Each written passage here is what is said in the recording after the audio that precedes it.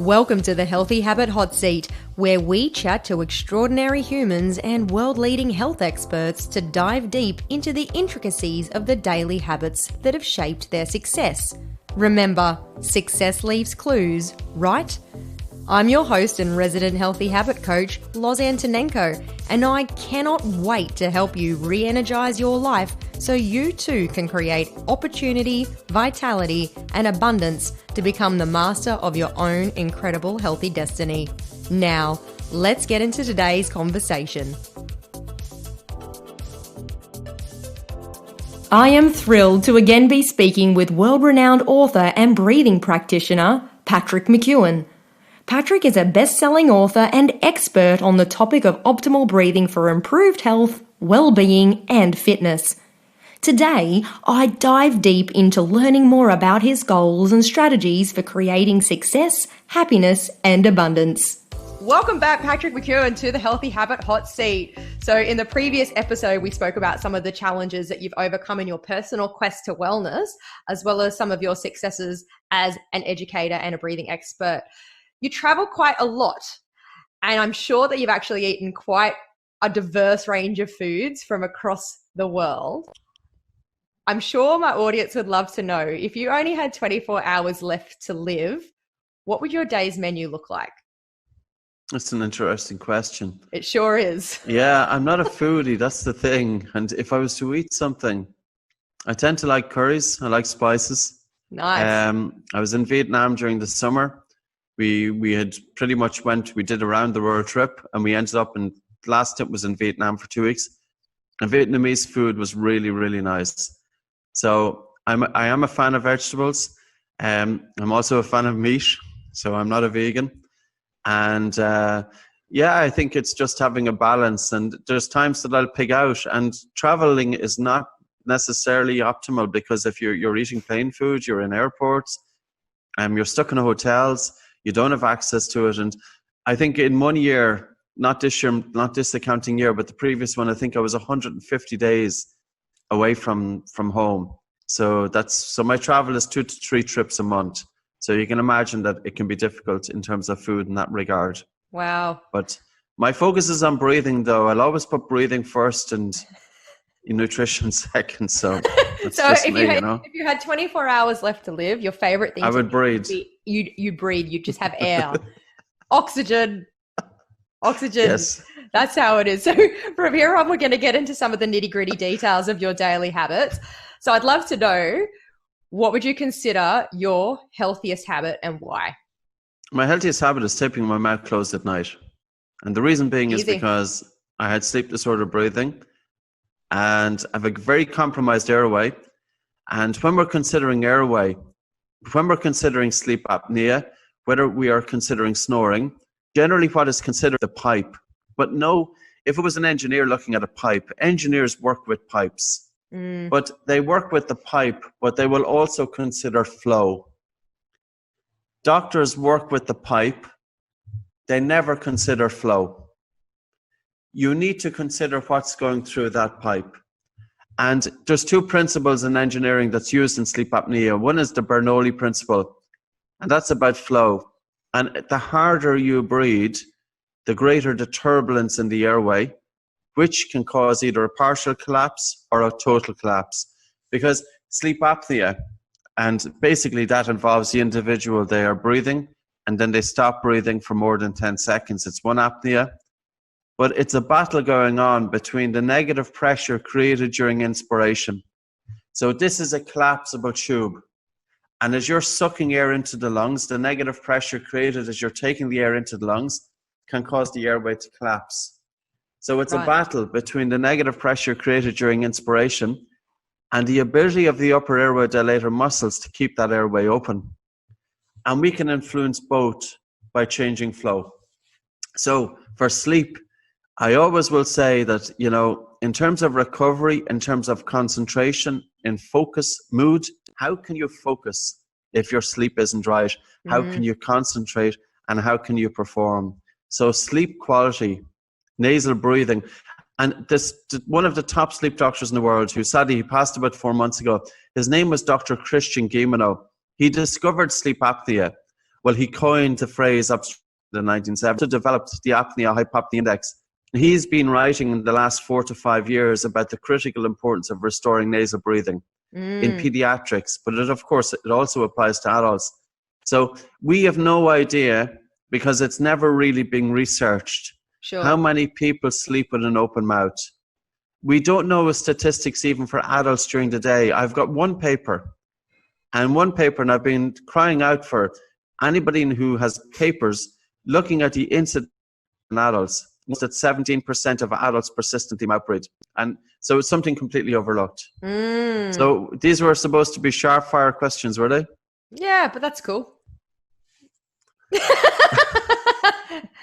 It's okay. Like quick fire. People generally a tangent. So yeah. So you'll have to reel me back in every now and again. Sorry, my life. But this is why you tape your mouth. This is so. But there's so much to it. It's not just like I just tape my mouth. It's like I tape my mouth because of all these things, and I want to feel the best that I can feel every single day. I don't want to wake up feeling like I haven't slept, feeling compromised in any way. And I totally like there's a reason for you to elaborate. And you're so passionate and you're so aligned with what it is that you do, mate. Like I get it. The depth of quality of sleep, and the depth of quality of sleep has been tested with nasal obstruction and nose perfectly working fine, and sleep is a lot lighter when we have the mouth open. And also a lot of people, regardless of age, they'll often say to me, I don't have to get up to go to the bathroom during the night. And it's common, for people to have to get up to go to the bathroom during the night, and that's a disruptor to sleep. That causes sleep fragmentation. But with the mouth closed, and also children wetting the beds. And, I'll kind of finish it with this one, but the AHI index, which is an index of the severity of sleep apnea, in a Taiwan study at a Taiwan hospital, it showed that the AHI reduced by 33% just by getting the mouth closed. Wow. That was it. And they used tape. So there you go, guys. You heard it here. Tape your mouth. Breathe through your nose, you're going to sleep better, because this is what Patrick McKeown does himself. Is his healthiest habit, and he tapes his mouth. He swears by it. That's it. So do you have any unhealthy habits? Yes, of course. Well, what would I'm be... an Irish guy, unfortunately, and I drink alcohol. But you know what? Like sometimes it's really about having a balance, and it's having a balance between...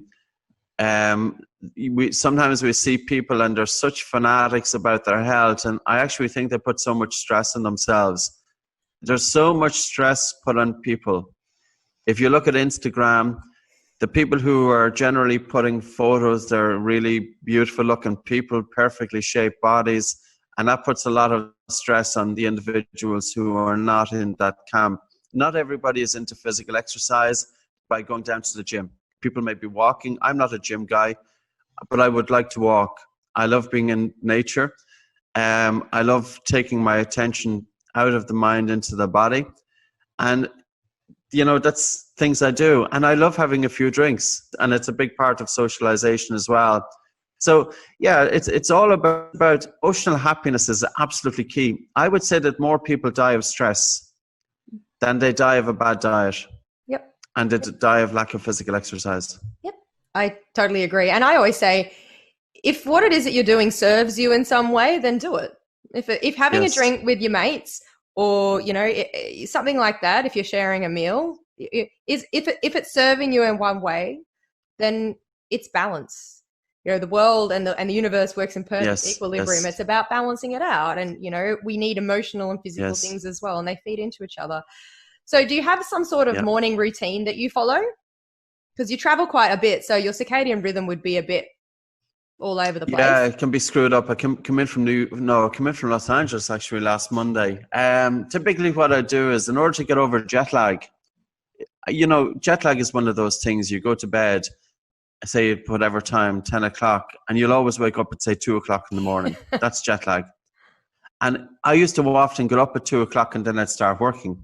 But of course, then you're even screwing it even more, because you're not getting back into that pattern. So whenever I'd wake up at 2 o'clock, I'd say, I'm awake, but then I start meditating and focusing on my breathing. And then I use that as a means of getting back into sleep again. Great. And I'll get a few hours out of it. And that's how I can recover from jet lag a lot quicker. So if I fly, say, from Ireland over to Los Angeles, or Sydney is pretty, it's a long haul as well, that I'll use those techniques that I can rebound, that I can be teaching then for full days, because I teach and talk for full days. And it's from, say, 9:30 until 5 o'clock, but I don't use PowerPoint. So I'm using specifically everything in my head, and I just use a whiteboard. And I don't like using the PowerPoint, because I think people are looking at a screen and they're almost hypnotized by it. Yeah. And they're not even listening to me, because they're kind of just hypnotized in the screen. So I get rid of the PowerPoint so we can look into faces, look into people, see their eyes. And, I think it's important. Yeah, right. So definitely meditation is one of your go-tos for helping with your It's a huge aspect. Yeah, it's huge. Right. But Laz, it's not about sitting cross-legged in the corner with white robes and beads and all of the images of meditation. It's about bringing meditation into everyday life. Totally. Like for me, meditation is simply being the ability to get out of your head. Yes. And whether that is staying in the present moment, connecting with your breath, or connecting with the inner body. Those are three means that I would be using to stay out of my head. And traditionally, people used to go to church, and they would go to church and they would repeat a prayer over and over and over. And the prayer would bring them some solace because it would reduce their worries. Yeah. But church isn't there so much now. That's the reality of it. And we need a void to be filled. And that void is either going to be filled with alcohol, prescription drugs, overuse of television, gaming, because that's what people are often using, and food as a means of drowning out the mental commentary to go into a state of hypnosis. And on the other side, you have got breath work. You've got bringing yourself into the present moment. And you've also got connecting with the body itself, that you're not just one head, that you're the bridge, and you could use the breath. I think the breath is probably the easiest place to start with. Yeah. And not to think about it. Like, I've seen people coming in, really analytical people, PhDs, and sometimes the running joke in our offices, if a PhD comes in the door, I run out the back door. Because the PhD can be so analytical and they're thinking everything. Yeah. And trying to get them out of their head onto their breathing can be more challenging because they're so analytical and it's thinking. It's amazing when the mind is being trained. But as I said in the previous episode, it's not just about training the mind how to think. It's about training the mind how to stop thinking. Yeah.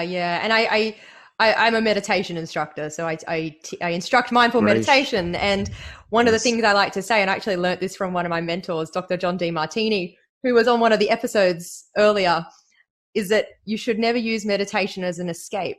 It's rather you use it to connect. And so when you're connected and you're mindful in a moment, that's when true freedom overcomes you, really. So using the harmonics of a breath and your body and the connection to your outside world, I think that's certainly something that our audience can relate to. How many hours sleep a night do you actually get? Sometimes it can depend. Sometimes 5 hours, sometimes 7 hours, sometimes 8 hours. Okay. So when I wrote the book, The Oxygen Advantage, I wrote it in the hours of 3 to 5 a.m. typically. So it was a really good time for me to write. Okay. But then if I'm traveling, there's catch up as well. And sometimes it can be a little bit all over the place. Do you have like a ritual that you have at night? I would tend to go to bed earlier. I would tend to go to bed at 9 o'clock or 10 o'clock at latest. Okay. And do you do anything before you go to bed? Do you have a tea? Do you do meditation? Do you use red light? Do you use any sort of biohacking stuff? No, I don't. I simply just kind of chill out and just relax, spend time with family, and then simply tape up, and that's me, done, finished. Tape up and I'm off to bed, guys. Yes. So your journey so far sounds like it's had quite a few twists and turns, and you've taken some really big leaps of faith to find yourself in the position you are today. How did you align your purpose with your values? So your purpose, I guess, if we look at you as an educator, and your values as somebody that really values knowledge, perhaps. How did you align those two things to get yourself where you are today? I think I'm really fortunate to find a job I love doing. In terms of the values, we would like to put the information out there, as opposed to like what you often see in different business models. Give people a little bit of information and then kind of try and hook them, and then funnel all of these sales funneling and all that stuff that's going on. I've no idea what's going on, but literally bombard them then with try and get them to sell, buy more, buy more, buy more. We don't do that. We have one training course, one level. That's it. You get everything. If you're reading the book, everything is in the book. And if you buy the new book, everything is going to be in that. Now you could say, well, why didn't I put this information into the last books? It's because I didn't have the information at the time in the way that I wanted it. It's evolving, always evolving. And whether we're doing anything, we try and put the information out there. And another value that I would have is margins in terms of business. I want to adapt a model that it makes it most affordable for most people, because again, I want to get the reach out there. So our margins will be pretty tight, but we go on volume and we try and keep the cost down low. So the business world or the business model that I would have, and I don't use any of that stuff, I don't think consciously, but probably it's still in there. You know, I understand about business. That was my own background, even though I hated it. But still you can apply it to common sense, because I've seen therapists having wonderful information. And I remember doing a course in 2001 or 2000, and the cost of the course was 2 weeks of meditation with a guy called Tony Quinn in Ireland. And he was bringing people out to the Bahamas. And for me, I went to Egypt. This was, I can't remember, was it 2000 or 2001? But he was very much in the present moment. Yeah. And he was very much in stillness. But he charged 15,000 Irish pounds at the time, which was about 19,000 euro. I'm not sure how much it is in Australian dollars, but it must be about 30,000 Australian dollars. 30 grand, yeah. 30 for 2 weeks. Wow. And I bought that as a 23-year-old, or whatever, 24 or whatever, but it put me into debt. And here was a guy who had 60 people on the course, and all of us, he made literally £1 million on 1 2-week training period. Now, you know, guru or not guru, now 20 years later, I have the information that he has and more, because I have the breathing aspect of it. But we charge whatever for a 2-hour course online, face to face. We charge 95. We give all the information out there. So I think the whole aspect of the guru, and I would say to people, be very aware, because nobody has got a monopoly of information. Information is out there. And really, and the other thing that I would say is that it's really about how the individual can communicate this information. I remember going to secondary school in St. Declan's in Cabra, and I spent 1 year in that school. Now, I had dreadful concentration anyway, but during the Easter period, I went and I did grinds in this other school called the Institute of Education on Leeson Street. And I learnt more in the week at the Institute than I did in the full year in my normal school. Wow. And when I come back, I said that to the English teacher, and he wasn't impressed. And I actually genuinely meant it, because the teachers that I had in my normal school couldn't communicate. They couldn't get that information across. One is it's about having access to knowledge, but also it's having an ability to simplify that knowledge, to break it down into step by step, so that the audience who is listening to you can absorb it, can understand it, can apply it. And I think that's the key. So coming into the values of doing what we're doing, we just try to give out the information. You know, I make a living from it. Our staff makes a living, and it's good. And it's just making it accessible. And I think stuff like this is super important, and being able to, you know, still create opportunity for yourself to continue and perpetuate to spread your message is the way to go. And I'm sure our audience resonates with that. And, you know, thank you so much for doing such a great job and, you know, making it affordable for people, because you're right. There is a lot of stuff out there that's sort of touted by gurus, you know, who won't be called gurus, But, you know, and people pay a lot of money for it. And I know so many people, especially in the thought leader space and the entrepreneur space, every person wants to be called an entrepreneur. I think this entrepreneur is a little bit wanky, but, sure. But, you know, everybody wants to be famous or, you know, be known for something, and that comes at a cost. If you want to be around people, you have to pay for it, unfortunately. So obviously optimized breathing is a very important part of your daily function. You did mention you don't go to the gym, but you like walking. So on top of breath work, what's your favorite way to move your body to optimize your energy, mobility, and physical vitality? I'm a huge fan of taking supplements to improve my vitality and health. iHerb offers a wide variety of vitamins, supplements, beauty and grocery products. Actually, more than 30,000 products delivered on demand. Your pets as well will thank you for ordering tasty snacks from iHerb. What makes iHerb even more special? Numerous natural products, great brand selection, low prices, affordable shipping, and 24/7 support. This makes everyone give iHerb the thumbs up.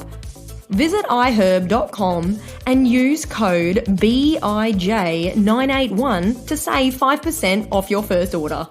Save $22 off all your scans, which means you pay $66 instead of $88. Now, back to the show. Yeah, it's really getting into nature and being surrounded by it. And, you know, it's spending time, if I can, every day, depending on, of course, weather here. I'm fortunate. I live in a really beautiful part of the west coast of Ireland, and the nature around me is very rugged. And there was a stillness there when you're merging with this. So physical exercise for me is as much of a meditation as well as some movement, and not to be sitting down. You know, it's just one of those things. You're trying to get a balance with it. Running on a treadmill is totally boring to me. And sometimes if I'm traveling, I can't commit to classes because I could do one class, but I might be able to come back for 4 weeks. And that's out the window. So you try and do the best that you have with the limited resources. Totally understand.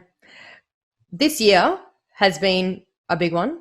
You've come out with your tape that hasn't been released yet, but you've come up with the concept. What's the one thing you're going to be focusing on, and what measures are you going to put in place to give it energy? I've got 2 books that I need to get across the line. I am also looking at restructuring my diary and trying to get a balance there, because there's a point that work is brilliant, but it's really about, there's a time that if you think that your work is consuming so much of you, that there's a time that you have to kind of give yourself some space. I also want to, one of my big goals now is to bring my daughter to functional orthodontists. That's my focus, because I want to develop my daughter's airway. My daughter's craniofacial features a little bit like mine, compromised. And genetic, it is partly genetic. And this is why I think the dental industry, you know, this information has been known since 1909. None of this information is new. 1909, if you look at Dental Cosmos, if you were to put into Google, dental cosmos and malocclusion of the teeth, it'll look at the connection between mouth breathing, crooked teeth, children inattentive at school, the face looking dull and expressionless. None of this information is new. Like, people will say, well, the parents will say, well, I'm going to bring my daughter to the orthodontist. Well, straight teeth don't create a good looking face. You can have the most unattractive face in the world, but you can have straight teeth. But a good looking face, if the face grows the way it should grow, it follows that the teeth are straight. So straight teeth don't create a good looking face, but a good looking face will generally create straight teeth. So you've already jumped ahead of my next question, which is, you know, what's your most ambitious goal? Your goal is for your daughter, you know. Yes, that's the big one. That's a huge goal. That's a lot of commitment, but obviously a labor of love to give her the best. I'm running out of time. Outcome. She's 9 years of age. I'd already embarked on some functional orthodontists. I need to get her as soon as I can. That's really in between travel, that's going to be the big one. And it's when you understand this information, it's imperative that I act quick. Yeah. Look, finally, you know, you've written 8 books. They've been bestsellers. You've got 2 more on the way. But your website, oxygenadvantage.com, is a really good resource for people to learn more about how they can strategically shift their life through changing the way they think about breath. For anyone in our audience that's interested in learning more, where can you suggest they start? It depends on where they're looking for. Buteyko is really about people with asthma, anxiety, sleep disorder breathing. So for breathing for health, it's about buteyko And then Oxygen Advantage is more so applying these exercises and also simulation of altitude training, where we do breath holding to lower blood oxygen saturation, to improve the buffering capacity of the blood, to delay lactic acid and fatigue. That's oxygenadvantage.com. So so there's kind of 2 different there's going to be a crossover with the techniques, but there's 2 different applications. Sure. So tell us just a little bit more, just to wrap up. You just mentioned something about breathing at altitude. Yes. My ears pricked up, even though they're hidden with earphones. You couldn't see them. There's techniques that we use. That we have athletes come in, they wear pulse oximetry. And pulse oximetry is a little device that you place in your finger. And this is at sea level that we do breath holding on the exhalation. And the whole aspect of this is to lower blood oxygen saturation and also to increase carbon dioxide. This disturbs the blood acid base balance, which forces the buffering capacity in the muscles to increase. So basically, hydrogen ion then is neutralized, or the release of hydrogen ion from the muscle into the blood is slowed down, so that lactic acid and fatigue can be delayed. Now, Australia, there was an interesting paper that came out using the technique pretty much that we do. It was by Wurrens, and it was looking at 35 professional rugby union players. During competitive season, they were 21 years of age. Their repeated sprintability before exhaustion was 9.1. And they practiced 4 weeks of breath holding on the exhalation during repeated sprintability. And they increased their repeated sprintability post 12 weeks was 14. So they increased from 9 to 14. Now, these are professional elite athletes. And repeated sprintability is a very good performance indicator in team sports. It's the ability of the athlete to do an all-out effort, followed by a very brief recovery before they do it again. To get that margin is incredible, because normally if we're working with an elite athlete, if they can get a 0.5% increase or a 1% increase, that's significant. Okay. But to go from 9 to 14 during competitive, and all we were doing was breath holding on the exhalation. And the reason that we're getting these margins is because breathing never gets looked upon. It's overlooked. Can you just explain that to our audience, just as maybe a closing exercise, like how to do a breath hold on the exhalation? This is tough enough. I can give you the protocol of the paper, and then I can give you the protocol that we tend to use. Okay. You need it. Don't do it if you're pregnant. Okay. Don't do it if you've got any cardiovascular issues. Okay, guys, don't. But everybody else, do it. Yeah. Well, once you've got it, you don't do it if you have cardiovascular issues as well. Sure. You have to be in reasonably good fitness and health for this. So this is mainly aimed towards an athlete. So we would have, say, the athlete take a normal breath in and out through their nose, pinch their nose, and sprint for 40 meters on the breath hold. So for a 40-meter sprint without breathing. And then they've got about 25 to 30 seconds recovery before they do it again. And a 25 to 30 second recovery before they do it again. 25 to 30 second recovery before they do it again. In the paper, they did 8 reps, and then they had a 10-minute rest, and they did 8 reps more. And they did 2 sets per week on the first week and 3 sets per week in the last week. We tend to do 5 reps every second day on the first week. Okay. The second week, do second reps every second day. Third week, do 7 reps every second day. The last week, do 8 reps every second day. And that will condition your body to improve repeated sprintability. Anybody for team sports. That's just only one aspect of it. More and more, the science is catching up. So something that we've been seeing, even in sleep apnea, using breath hold time to measure loop gain in sleep apnea And also we can reduce it. So there's things that are coming out more and more, that breathing is getting a little bit out there. So it's great. Eventually it's kind of happening. So it's good. It is. Look, Patrick, it's been an absolute pleasure, mate, to chat with you. And I'm sure my audience has learnt so much. I mean, it's like, we could chat for hours. But I really appreciate you taking your time out of your busy schedule. And I really, really admire, your passion, aligning your purpose with your values. And thank you so much for sharing some of your challenges, your wins, and the daily intricacies of your life. Thank you so much. And of course. Bye for now. Thanks so much, Laz. Thanks so much for joining us this week on the Healthy Habit Hot Seat. Make sure to visit lozlife.com, where you can subscribe to the show in iTunes, Google Podcasts, and Spotify, so you'll never miss an episode. While you're at it, if you found value in this show, I'd be stoked with a 5-star rating on iTunes. Better still, tell a friend and share the love. If you loved this episode, you might want to check out my book, The Healthy Habit Handbook, available in softcover, ebook, and audio form on Amazon, Barnes & Noble, Balboa Press, and all good bookstores. Be sure to tune in for our next episode for your fortnightly dose of inspiration from some of the world's most successful and healthy lifestyle masters. Remember, stay inspired. I'm Loz Antonenko, and ciao for now.